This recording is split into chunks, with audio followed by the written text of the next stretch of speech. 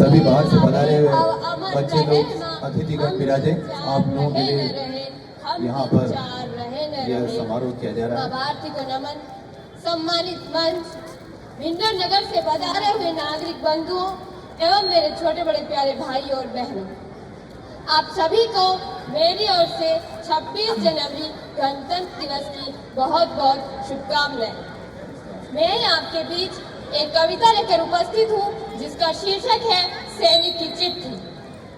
सन 1999 में कारगिल का युद्ध हुआ और अब कल्पना कीजिए कि उस युद्ध में बस शहीद होता हुआ सैनिक, खून से लथपथ सैनिक आपका भाई या आपका बेटा है। वह खून से लथपथ सैनिक अपने परिवार को एक अंतिम पत्र लिखता है और वह अंतिम पत्र में सबसे पहले वह अपनी माँ को लिखता है। क्या लिखता है कि माँ तुम्हारा लाडला रण में अभी घायल हुआ है, कि माँ तुम्हारा लाडला रण में अभी घायल हुआ है। देख उसकी वीरता, शत्रु भी घायल हुआ है। रक्त की होली रचाए मैं प्रलय कर दिख रहा हूँ। माँ उसी शोणित से तुमको पत्र अंतिम लिख रहा हूँ। माँ उसी शोणित से तुमको पत्र अंतिम लिख रहा हूँ। युद्ध था भीषण मगर न इंच भी पीछे हटा हूँ। युद्ध था भीषण मगर न इंच भी पीछे हटा हूँ। माँ तुम्हारी थी शपथ में आज इंचों में घटा हूँ। माँ तुम्हारी थी शपथ में आज इंचों में घटा हूँ। एक गोली बख्श पर कुछ देर पहले ही लगी है। एक गोली बख्श पर कुछ देर पहले ही लगी है। माँ कसम दी थी जो तुमने आज मैंने पूर्ण की है। छा रहा है सामने लो आंख के आगे अंधेरा, पर उसी में दिख रहा है माँ मुझे निर्धन सवेरा। पर उसी में दिख रहा है माँ मुझे निर्धन सवेरा। कह रहे हैं शत्रु भी, कह रहे हैं शत्रु भी, जिस तरह मैं सैधा हुआ हूँ, लग रहा है सिंह की कोख से पैदा हुआ हूँ। लग रहा है सिंह की कोख से पैदा हुआ हूँ।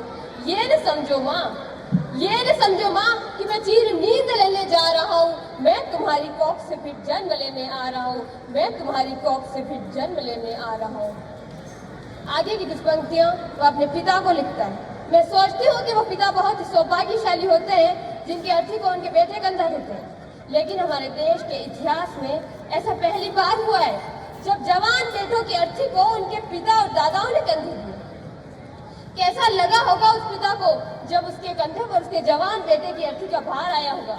तो किसी कवि ने कल्पना के माध्यम से लिखा है कि जितनी भारी लगती है ये शेषनाग को धरती, उतनी भारी लगी पिता को खुद बेटे की अर्थी।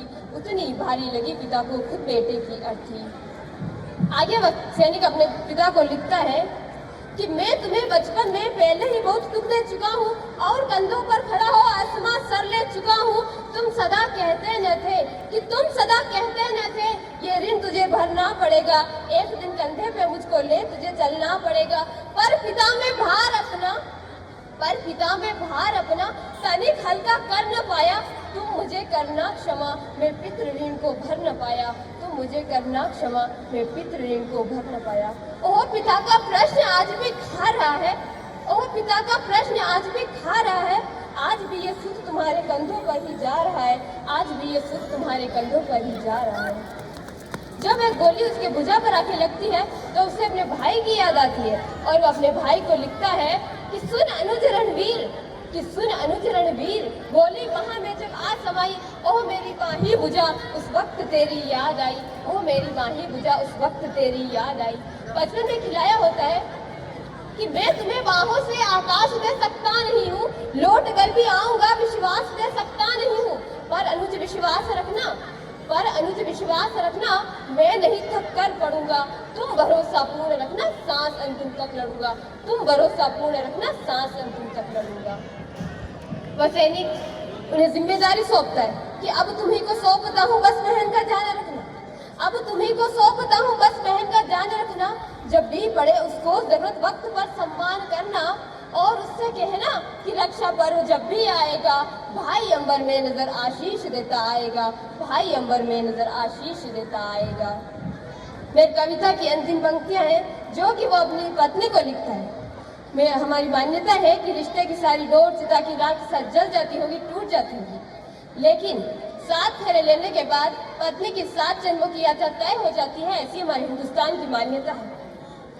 और सैनिक अपनी पत्नी के सामने 3 असंभव शर्तें रख रहे हैं। जिसे कोई भी पत्नी अपने पति के जाने के बाद मान नहीं सकती, अपना नहीं सकती। लेकिन वो सैनिक की पत्नी है, इसलिए वो मांग रहा है। क्या मांग रहा है वो सुनिएगा। कि अंत में भी तुमसे प्रेम में आज भी कुछ मांगता हूँ, कि अंत में भी तुमसे प्रेम में आज भी कुछ मांगता हूँ। है कठिन देना मगर निष्ठुर हृदय ही मांगता हूँ, है कठिन देना मगर निष्ठुर हृदय ही मांगता हूँ। तुम अमर सौभाग्य की विद्या सदा माथे सजाना, हाथ में चूड़ी पहनकर पाँव में मेहंदी रचाना। तुम नहीं वैधव्य की, तुम नहीं वैधव्य की प्रतिमा की साधिका हो, तुम अमर बलिदान की पुस्तक की पहली भूमिका हो, तुम अमर बलिदान की पुस्तक की पहली। Thank you so much Monika.